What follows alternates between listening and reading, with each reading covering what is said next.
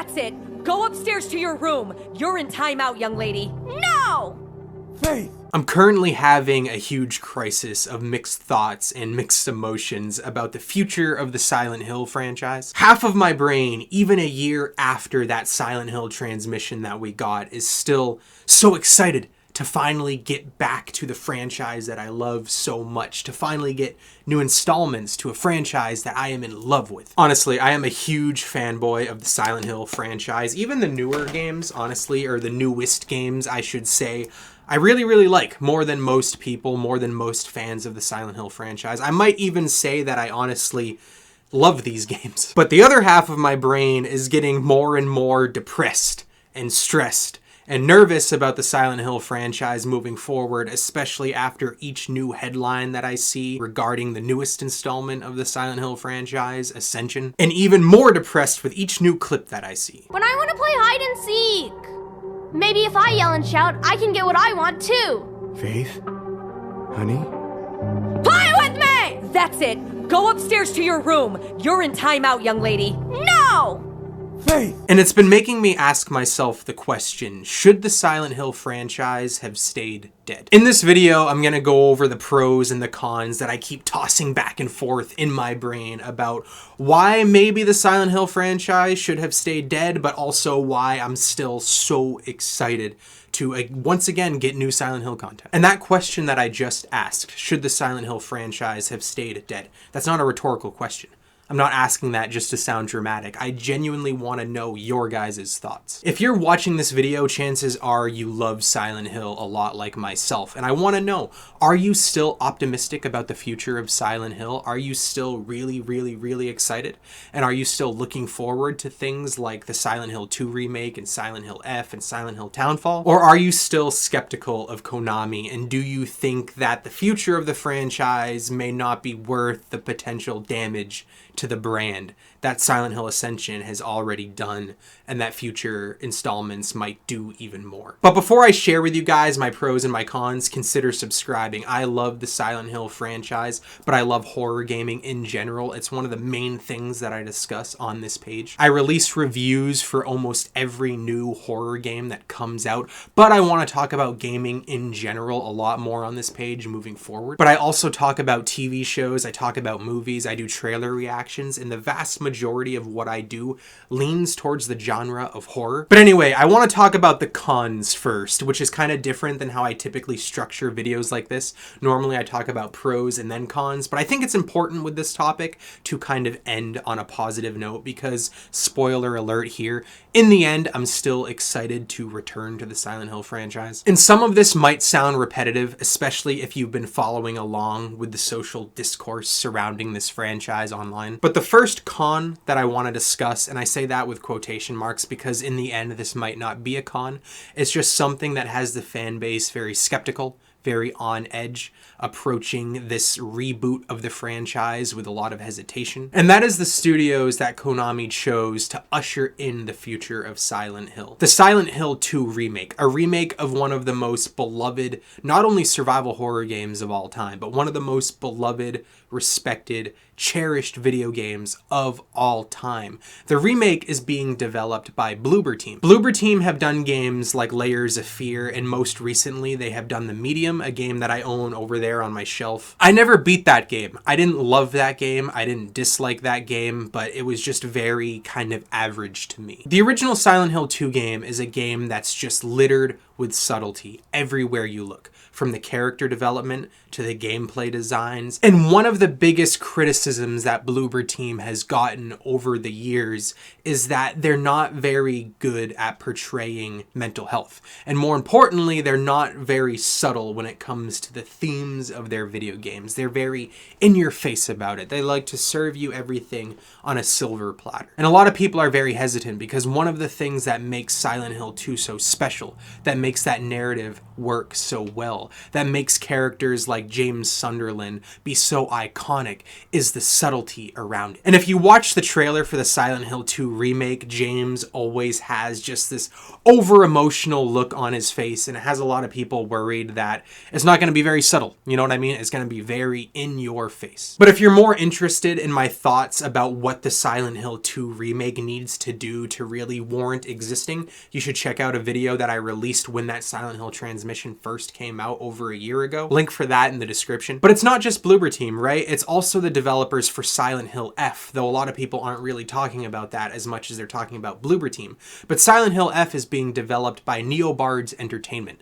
And if you're not aware, they're the studio that developed Resident Evil Resistance and Resident Evil Reverse. I actually have a whole review for Resident Evil Reverse. You should also check that out. Link also in the description. But I enjoyed Resident Evil Resistance for the most part, and I liked playing Resident Evil Reverse for a few hours. But the fact that they're developing a full-fledged Silent Hill title isn't exactly something to be excited about. Now, don't get me wrong, I'm not shitting on those studios. I'm still going to give them the benefit of the doubt, and I'm actually going to talk about that more in the pros.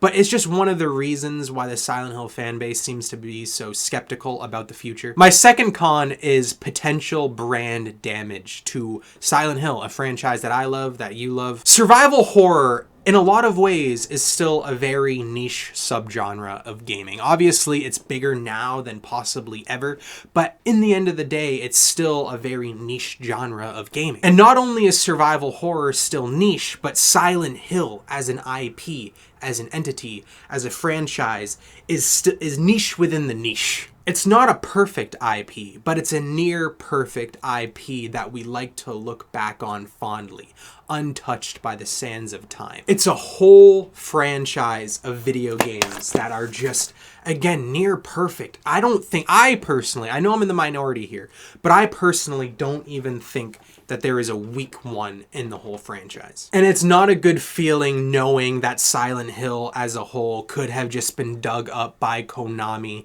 to be bastardized like we're seeing in Silent Hill Ascension. And I just hope, and I'm hopeful, that Silent Hill Ascension is possibly the lowest point that this franchise is ever going to go. My third con is Konami themselves. Obviously, Konami used to be a heavy hitter in the gaming landscape. They had IPs like Silent Hill and Metal Gear Solid. But look at Konami today. Just look at them. I don't have to explain to you what Konami is like as a business these days, but they clearly don't care much about gaming. Look no further than the Metal Gear Solid franchise, what they did to that and what they continue to do with that. Now, obviously, the Metal Gear Solid collection that just recently came out isn't the worst thing ever. I've actually never played those games. I'm really, really excited to pick that collection up and experience those games for the first time, and from what I've gathered, that collection is going to serve that purpose just fine. But for Metal Gear Solid fans, for people that have loved the franchise for so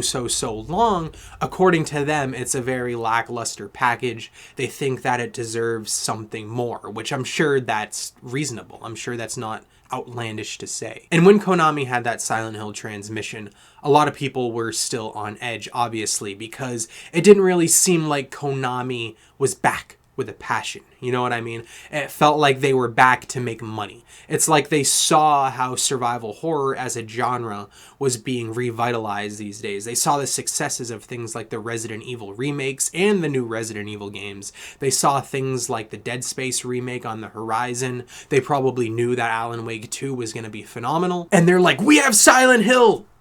Give us money, because this is also survival horror, right? You guys love this. We have a huge badge on our chest, and that badge says Silent Hill is one of the most beloved, best survival horror IPs of all time. So theoretically, in 2023, 2024, it should sell like no one's business. And that's just the vibes that Konami has been giving lately. It's a business transaction, nothing more. It doesn't really feel like they have much passion. But anyway, those are all the negative thoughts in my brain that are still making me nervous about the return of a franchise that I'm in love with. But now I want to talk about the pros, because like I said earlier, at the end of the day, I'm still excited about the return of Silent Hill, and I'm still giving everyone involved the benefit of the doubt. and here's why. Pro number one, and this is going to sound very hypocritical after listening to my first con, but that is the studios involved. I'm not saying Bloober Team is this masterful studio. I'm not saying NeoBards Entertainment is this masterful studio. I'm not saying they have a perfect track record and they're perfect for Silent Hill. Of course I'm not saying that. But what I'm saying is that some of the best gaming studios these days, if you look at gaming studios like Capcom, like Naughty Dog, like Insomniac. If you look at the games they have developed, not just them, honestly, any gaming studio, it always starts with some rough titles, and then they become that studio that is known for something big, or multiple big somethings. And maybe, just maybe, that's going to be the case for NeoBards Entertainment. Maybe that's going to be the case for Bloober Team. Maybe in 10 years from now, we're going to hold Bloober Team very, very high in the world of survival horror gaming. And we're going to look back at things like The Medium. We're going to look back at things like Layers of Fear, and we're going to say, remember where they started, but look at them now. And even if Konami's heart isn't in it, even if they're just viewing all of this like a business transaction, they're still giving this IP to different studios. And maybe, hopefully, it seems like these studios' hearts are in it. And maybe Bloober Team's heart, their soul, their passion is going to make up for Konami's lack of all that. And hopefully that's enough. Hopefully Konami are there enough to rein them in when they need to make sure that all of this is still on brand with Silent Hill. But hopefully they're hands off enough to not let their corporate business ways taint the games when they actually come out. And my final pro is that we get to return to Silent Hill. I'm still very excited about that. Even if the games are bad, I'm still gonna be hyped as hell to walk through those fog-covered streets. And honestly, it's been so long since we got a full-fledged Silent Hill video game. This game came out in 2012, I believe? Yes, 2012. It'll be over a whole decade since the release of Silent Hill Downpour. And worst case scenario, Silent Hill 2 Remake is abysmal. And it's absolute garbage. And Silent Hill F is worse than Resident Evil Reverse. I think, personally, that enough time has passed since Silent Hill Downpour that in the collective consciousness of us gamers and of society at large, that enough time has passed to be able to differentiate the two. I think people will still be able to look back at the core Silent Hill games and respect them and separate them from the future of the franchise, for better or for worse. But anyway, that's all the thoughts that have been going on in my brain regarding the Silent Hill franchise, and I really want to know yours in the comments. Like I said in the beginning of this video, I'm genuinely curious. It's not a rhetorical question. Let me know if you're still looking forward to the future of Silent Hill. Are you like me? Are you still optimistic? Are you still giving these studios and Konami the benefit of the doubt? Or are you in the mindset that the potential damage to the brand and the studios involved don't make it worth it? Do you think that Konami should have left Silent Hill buried? And once again, consider subscribing, and thank you for watching, especially if you watch this far.